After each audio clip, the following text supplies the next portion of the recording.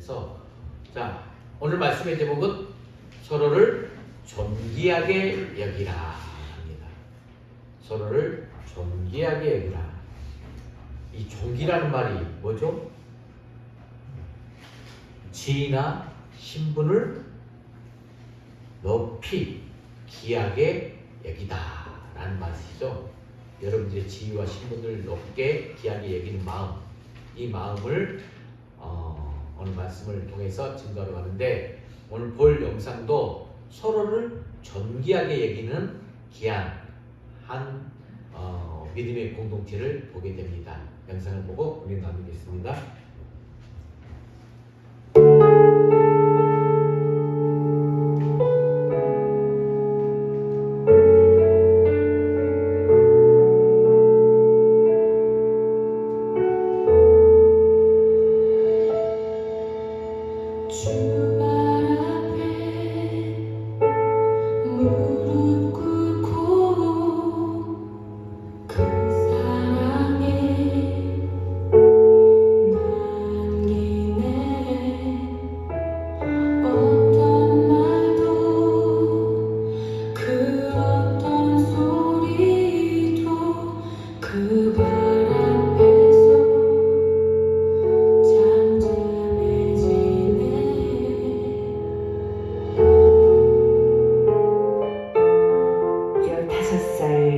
기침으로 시작된 온유의 감기. 그러나 오진으로 수술을 하게 되고 그 수술은 더 큰 사고를 일으켰습니다. 처음 수술이 잘못되면서 반복하게 된 11번의 수술. 그 사이 온유의 갈비뼈는 사라지게 됩니다. 그리고 온유에게 남게 된 극심한 통증과 말할 수 없는 고통. 수시로 찾아오는 통증은 온유를 너무나 괴롭혔습니다.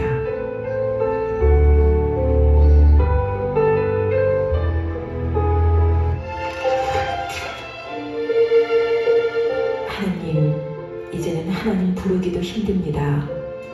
숨이 차오르고 어떻게 해야 하나요? 제발 저를 만나주세요. 나를 불쌍히 여겨주세요. 나를 불쌍히 여겨주세요. 너를 지키시는 자 너의 하나님을 신뢰함으로 붙잡고 기다립니다. 정말 믿는다면 적당히 믿을 수는 없는 것. 나 자신은 없고 주님만이 내 안에 살기 원합니다. 그렇게 온유의 생명은 위태롭게 외주를 타고 있었습니다. 반복된 수술로 온유의 배는 현격히 줄어들게 됩니다. 그래서일까요? 호흡을 못하는 위급 상황은 자주 일어났고 하루 24시간 1초에 한 번씩 앵무를 눌러줘야만 했습니다. 그것만이 온유를 살리는 유일한 방법이었기 때문입니다.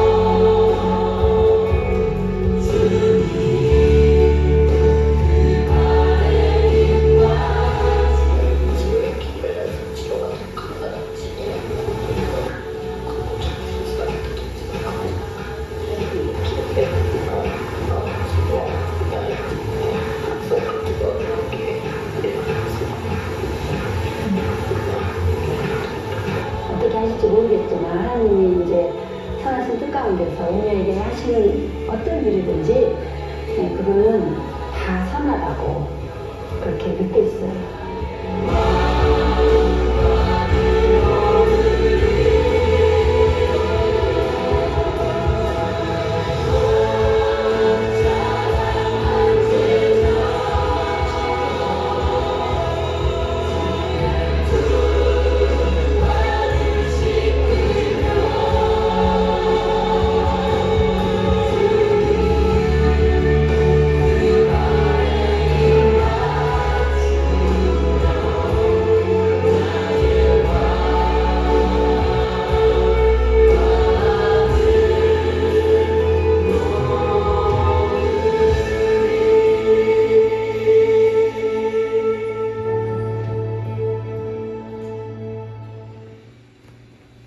네, 우리가 알바니와 하나님을 사랑하는 자, 곧 그 뜻대로 부르시는 자들에게는 모든 것이 합력하여 선을 이루느니라. 로마서 8장 18절 말씀이죠. 모든 것이 합력하여 선을 이룬다.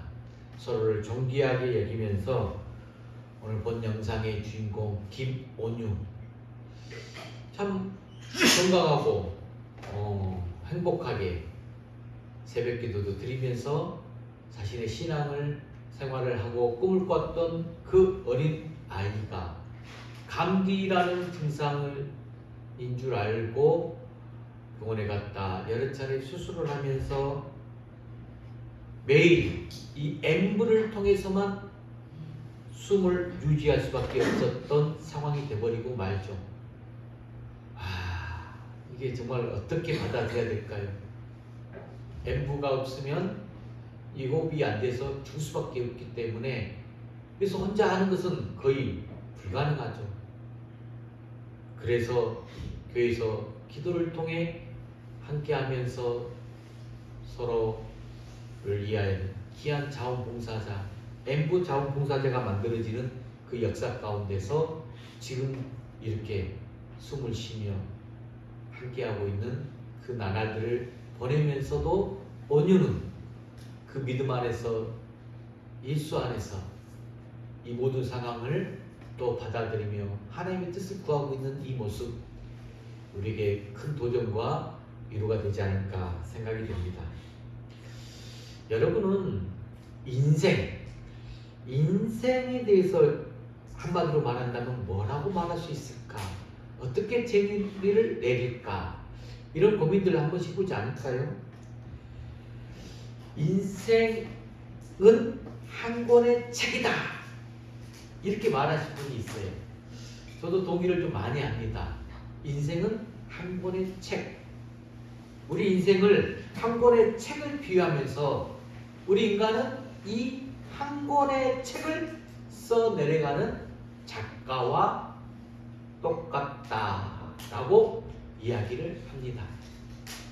우리는 태어나서 죽을 때까지 매일매일 이렇게 한 페이지씩 책을 써내려 간다는 말씀이죠. 어떤 사람은 그 한 페이지를 하루하루 잘 써내려가는 사람이 있는가 반면, 또 어떤 사람은 반대로 써내려가는 사람이 있습니다. 그런데 이 책, 여러분, 우리 인생의 나만의 책은 딱 한 번밖에 쓸 수 없다는 것, 또 남이 대신 써줄 수 없다는 특징이 있죠.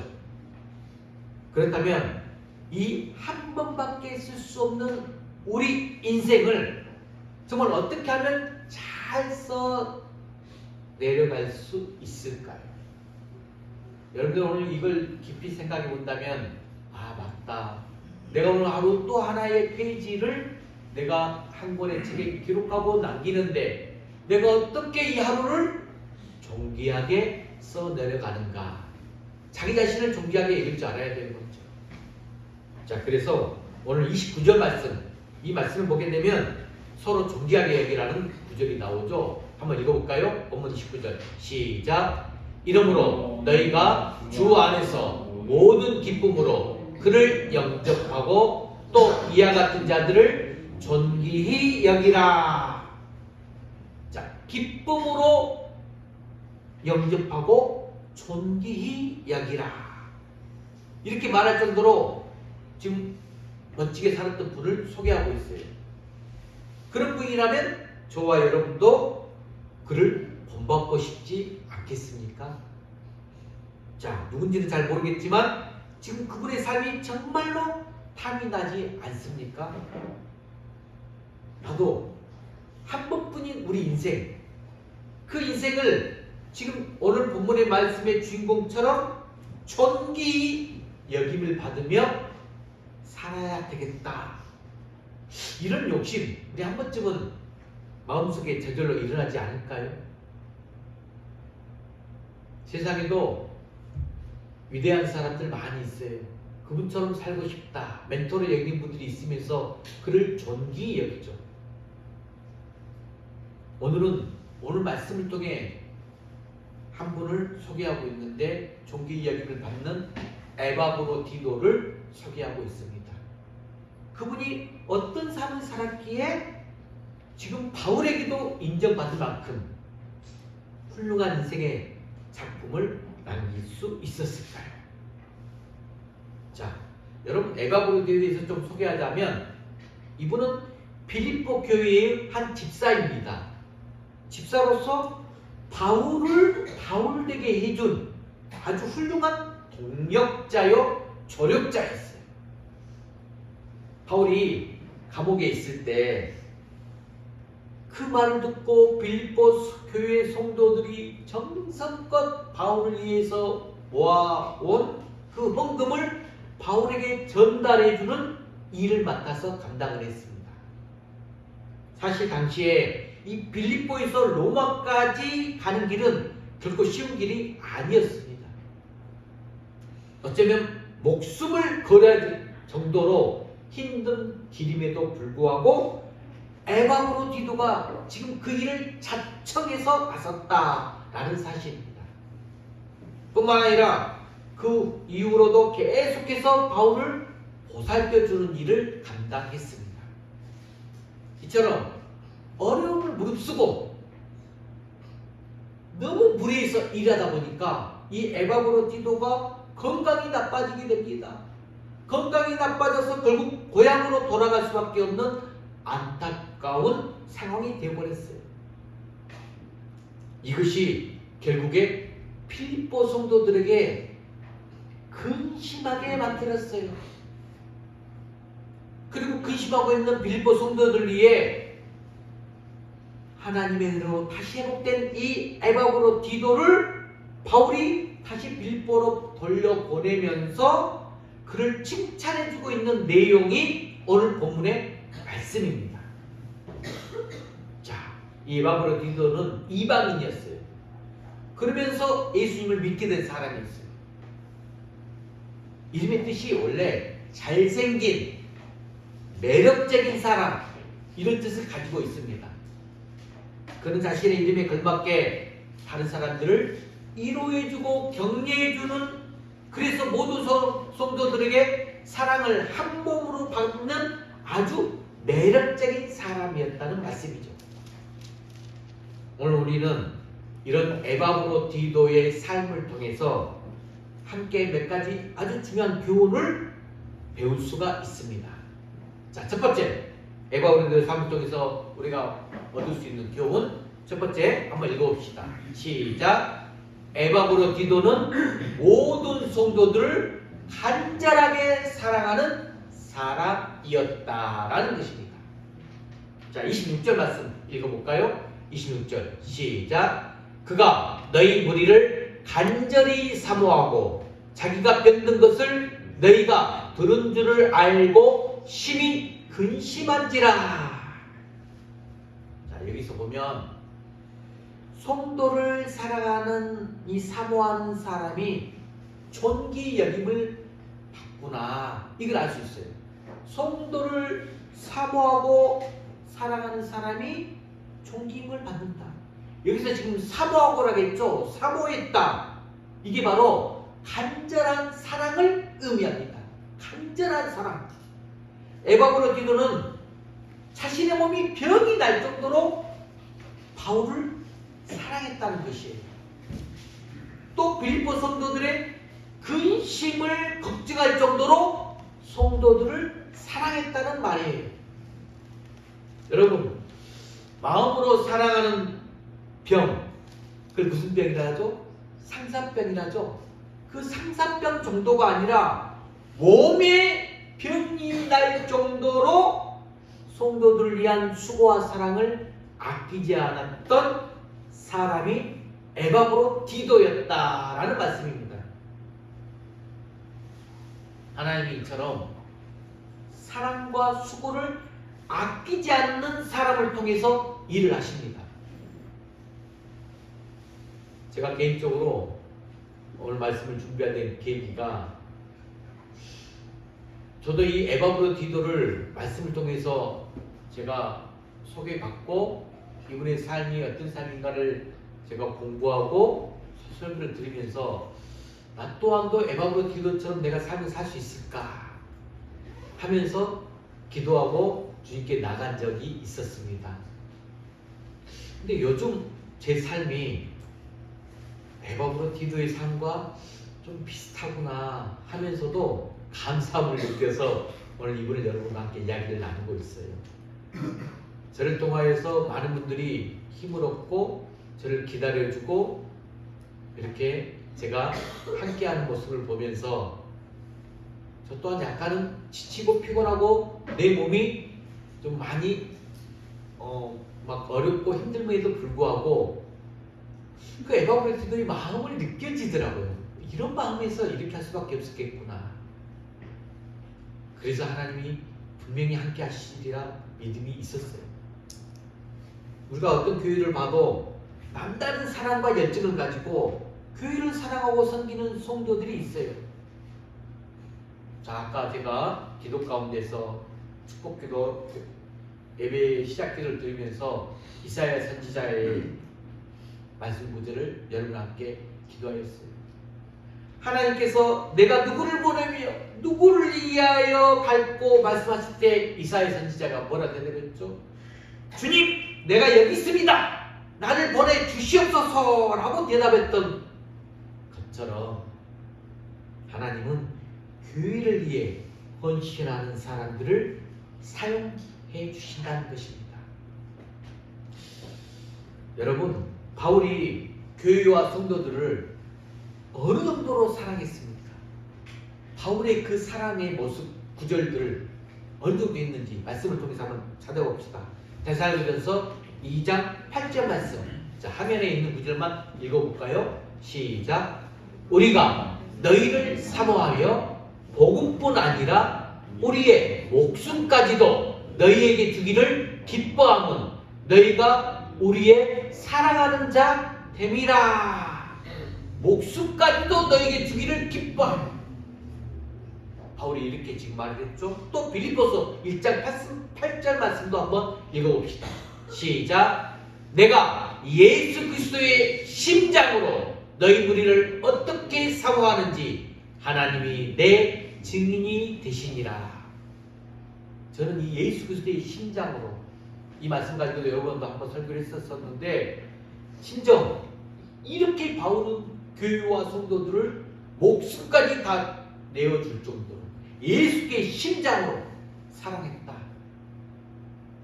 하나님이 하시는 일 자체가 여러분 우리 교회 표처럼 사람을 세우고 살리고 키우는 그 사랑하는 일입니다. 그렇게 하기 위해서 온전한 제자가 돼야 돼요.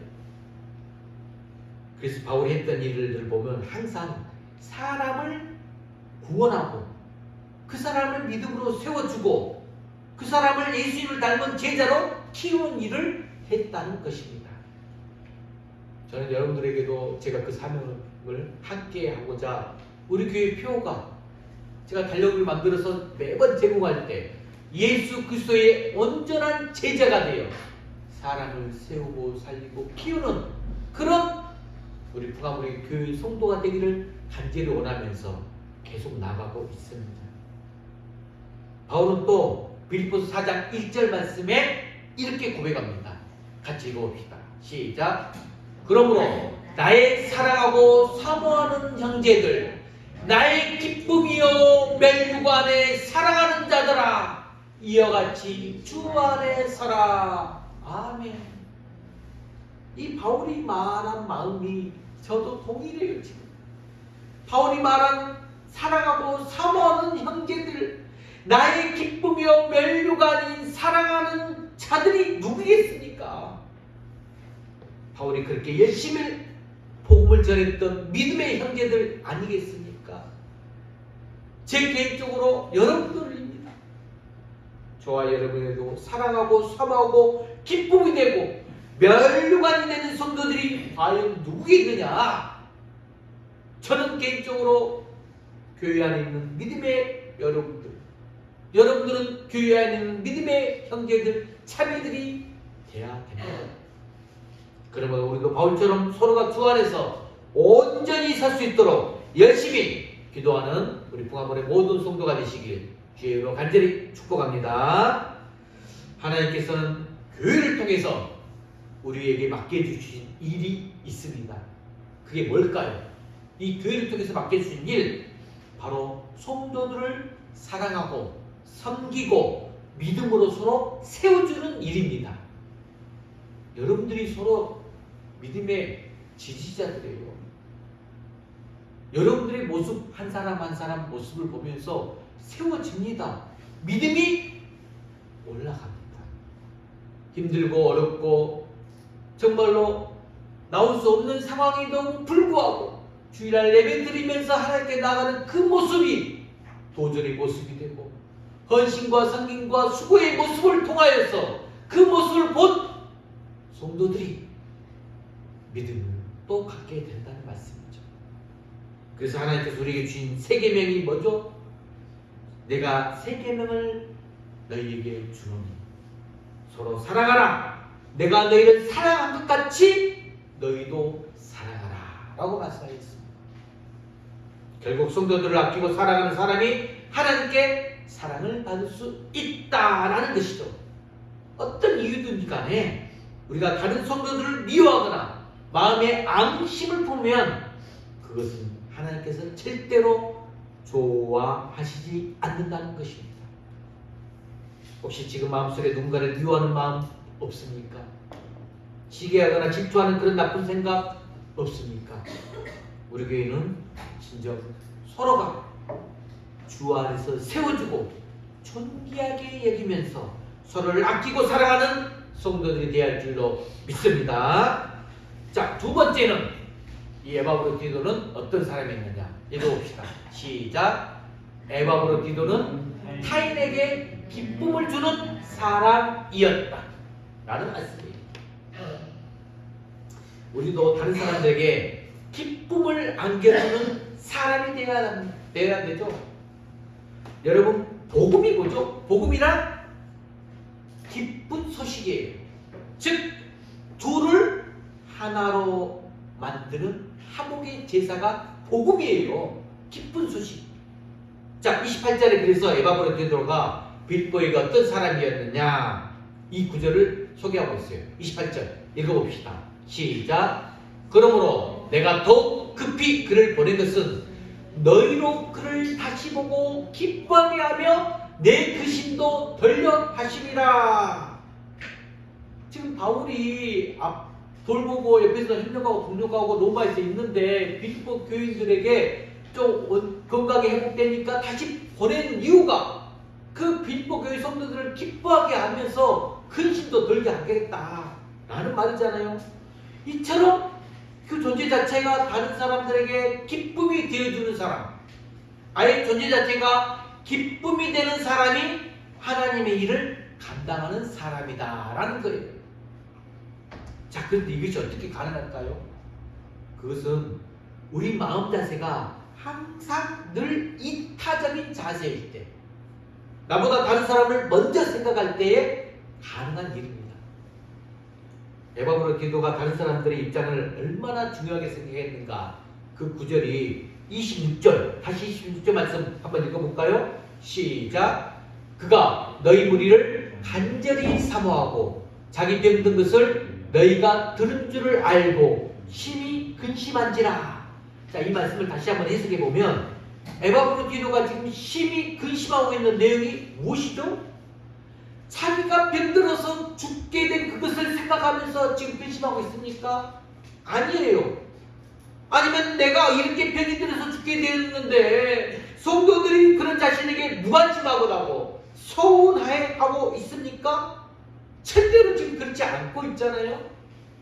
오히려 자신이 지금 병들었다는 그 소식을 빌립보 성도들이 들었다는 사실을 알고 오히려 지금 그것을 걱정하고 있어요. 왜 걱정했습니까? 빌립보 성도들이 혹 자기로 인해서 걱정하고 근심할까봐 그랬다는 것입니다. 얼마나 대단한 사랑입니까? 얼마나 훌륭한 인품입니까?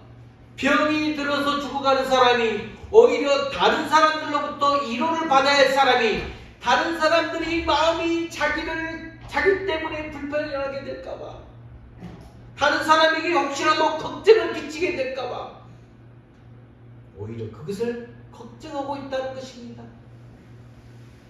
에바오로 디도는 어떻게 해서든지 다른 성도들이 나 때문에 신경 쓰지 않게 하려는 마음, 한마디로 세심한 배려를 하는 사람이었다라는 것이죠.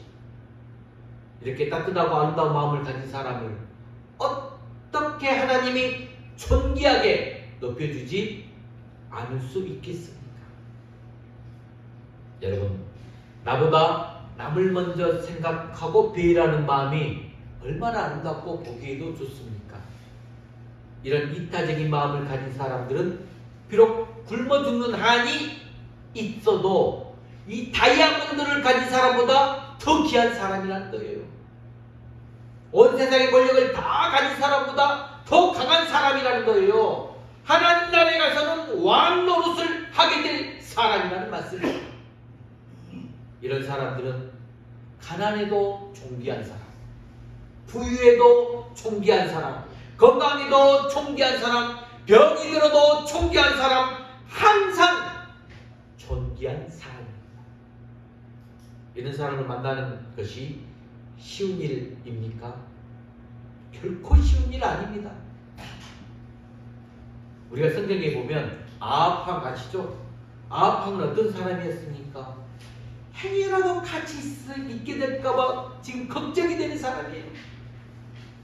왜냐하면 아합은 완전히 자기중심, 이기적 사람이었어요. 철없는 아이처럼 자기가 가지고 싶은 것이 있으면 뭐든지 가져야 하는.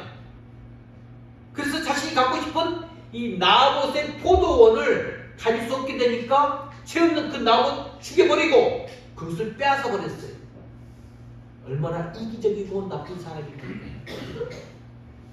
반대로 노예이자 제수이가 되었던 요셉은 어떤 사람이었습니까?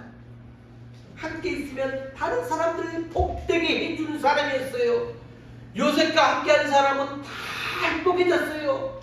요셉이 감옥에 있으니까 그 감옥의 분위기가 더 풍성이 좋아졌어요. 요셉이 보디발의 장군의 집에 있으니까 그의 집에서 좋은 일이 생기고 부유해졌어요.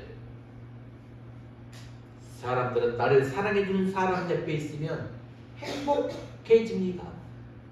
나를 사랑해주는 사람이 내 옆에 있어요. 그러면 행복해져요. 그런 사람들과 함께 있으면 마음의 평안함과 안정감을 갖게 됩니다. 그러면 이런 이타적인 사랑이 어떻게 가능할 수 있을까? 이타적 사랑. 그게 25절 말씀에 이렇게 나오고 있어요. 자, 25절 말씀 한번 읽어볼까요? 시작. 그는 나의 형제요, 함께 수고하고 함께 군사된 자요, 너희 사정으로 내가 쓸 것을 돕는 자라. 자, 함께, 제가 좋아하는 단어 중에 하나예요. 함께 수고하는 자, 함께 군사된 자, 바울의 쓸 것을 돕는 자라고 했어요. 즉 필요한 것을 공급해주는 사람이라는 뜻이죠. 이런 사람이 이타적 사람. 성경에서 아론과 훌이 생각납니다. 아론과 훌 항상 하나님의 종 모세의 옆에서 모세를 옆에서 얼마나 잘 돕고 섬겼습니까? 이런 섬김의 모습이 있을 때 우리도 오늘 이 에바브로디도 같은 훌륭한 동역자가 될 수 있다는 말씀입니다. 여러분은 한번 따라해 봅시다. 나는 청직이다. 이 자세가 있어야 돼요. 항상 나는 청직이다. 이 생각을 절대로 잊어버리지 마시기 바랍니다. 청지기는 내 것이 없어요. 여러분, 생명도 물질도 사람도 시간도 이 몸뚱아리도 다 내 것이 아니고 다 하나님의 것이라는 자세입니다. 우리는 이것을 인정할 수 있어야 합니다. 그렇게 되면 우리가 이 세상에서 자랄 것이 뭐가 있겠습니까? 그래서 다윗은 이 자세 가운데 어떻게 고백했느냐? 성전 건축에 애물을 드리면서 고백한 구절이 있는데 한번 읽어봅시다. 역대상 29장 14절 말씀입니다. 자, 크게 한번 읽어봅시다. 시작. 나와 나의 백성이 무엇이간데 이처럼 즐거운 마음으로 드릴 힘이 생겼나이까. 모든 것이 주께로 말미암았사오니 우리가 주의 손에서 받은 것으로 주께 드렸을 뿐이니이다. 이 고백이에요. 여러분, 다윗의 고백이 우리의 고백이 되시길 축복합니다. 우리가 주님께 드릴 때, 성전 건축으로 건축헌금을 드릴 때, 하나님 앞에 예물을 드릴 때 이처럼 즐거운 마음으로 드릴 힘, 마음에 기쁨이 넘쳐야 돼요. 드림에 그 기쁨이 넘쳐야 돼요. 주의 손에 받은 것 주께 드릴 뿐이므로 나는 청직이라고 생각하니까 모든 봉사와 섬김과 헌신이 너무너무 즐겁다는 것이죠. 여러분, 어떤 사람이 존귀한 사람입니까?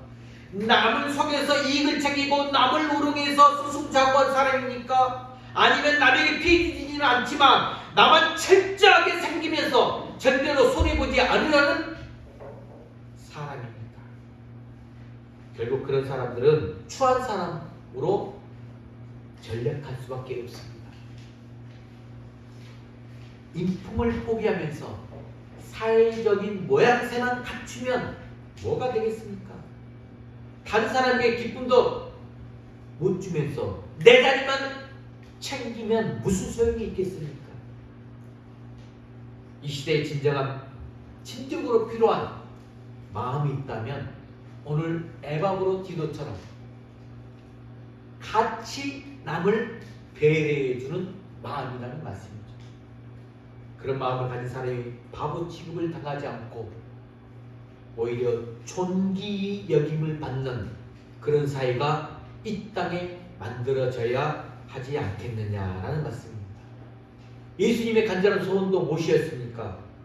지극히 작은 자의 하나같이 한 것, 곧 그것이 나에게 한 것이라고 말씀하셨습니다.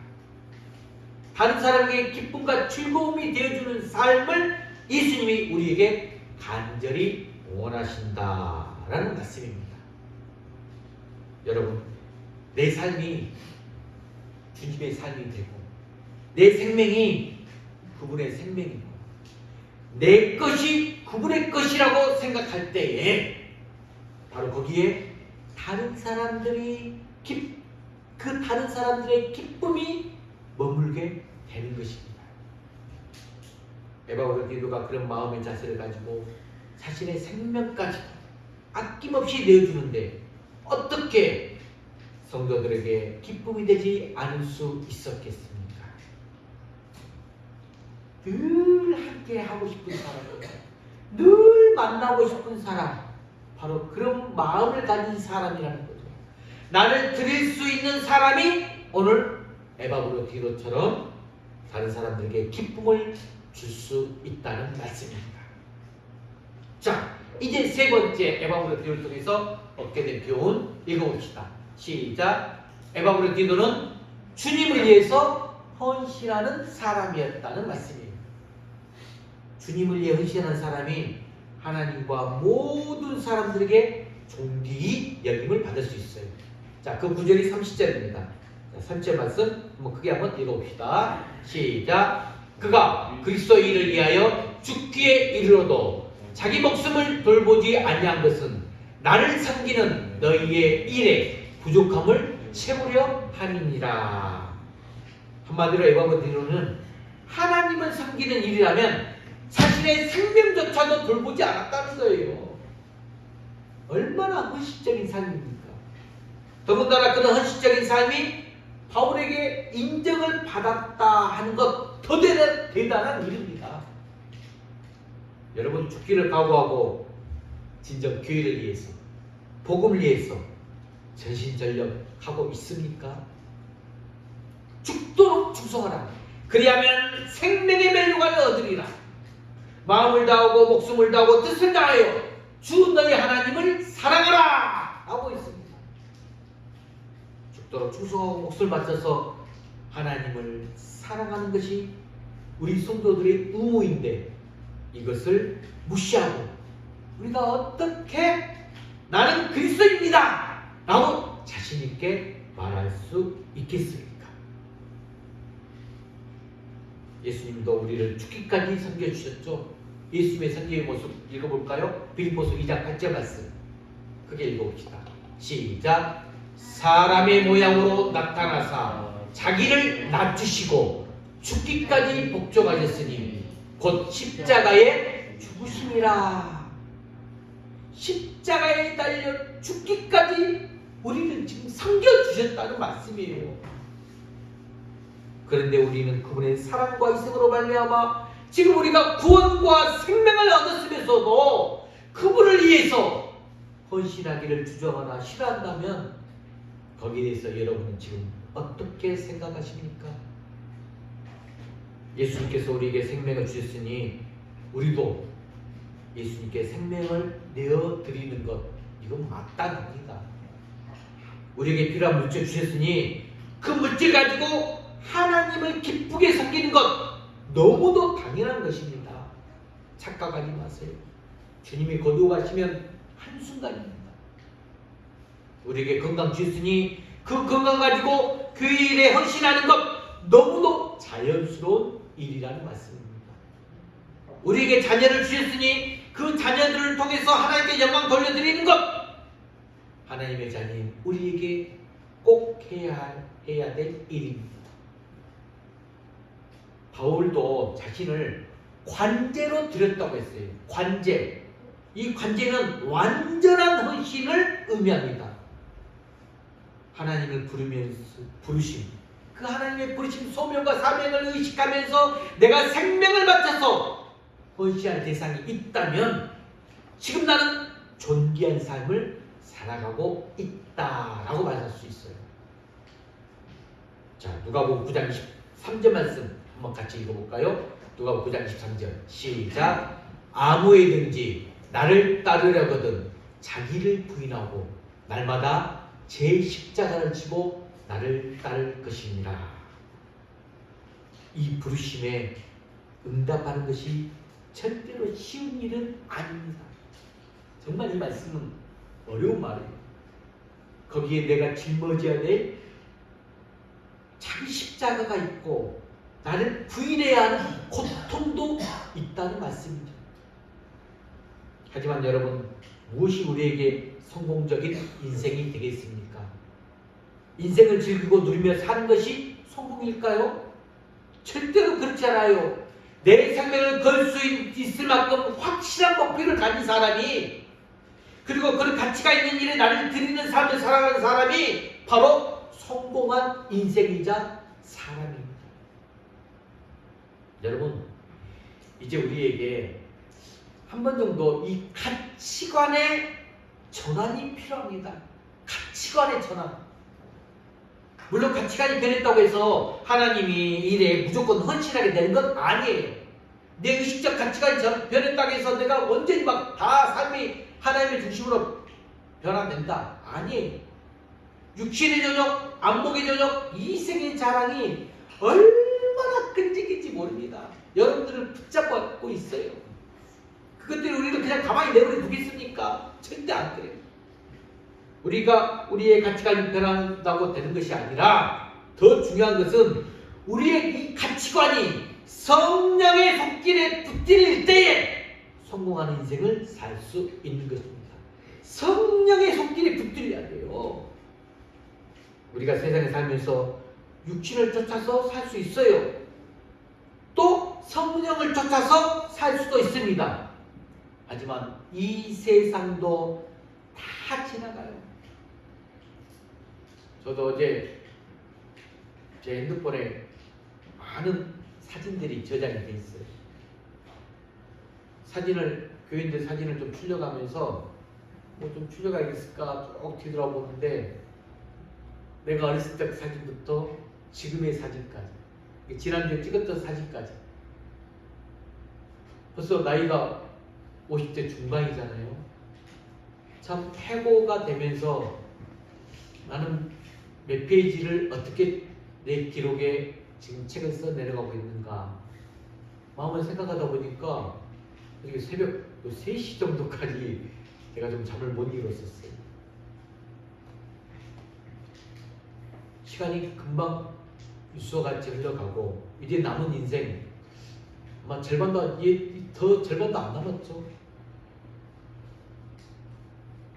다 지나갑니다. 육신의 존재로 다 지나가고 우리에게 남는 것 오직 성령에 속한 것들만 남게 되죠. 그렇다고 한다면 그냥 지나가는 것들에 그냥 그렇게 우리 인생들을 맡기면 되겠습니까? 그냥 지나간다고 하루하루 의미 없이 살아가면 되겠습니까? 다윗은 그래서 세상에 있는 날이 그림자와 같이 머무름이 없나이다 라고 이야기를 했어요. 여러분, 하나님 앞에 선다는 것, 우리는 언젠가 하나님 앞에 섭니다. 그때가 두렵지 않습니까? 우리 인생이 이렇게 빨리 지나가 버리는데 우리가 무엇을 하면서 살아야 하겠습니까? 자, 30절 하반절을 보게 되면 우리가 꼭 해야 될 일이 기록되어 있어요. 한번 읽어볼까요? 시작.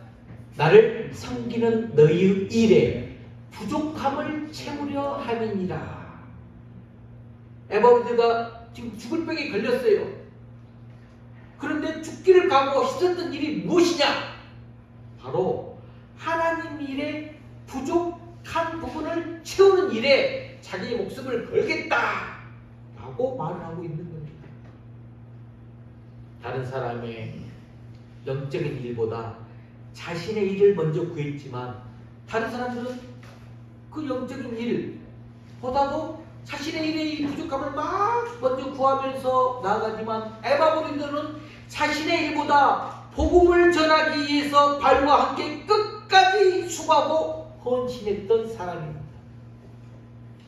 여러분, 오늘 에바브린 기도를 통해서 우리가 정말로 가져야 될 자세, 그리스도인들로 가져야 할 일꾼의 자세, 이걸 지금 한마디로 표현해 본다면 무엇이다?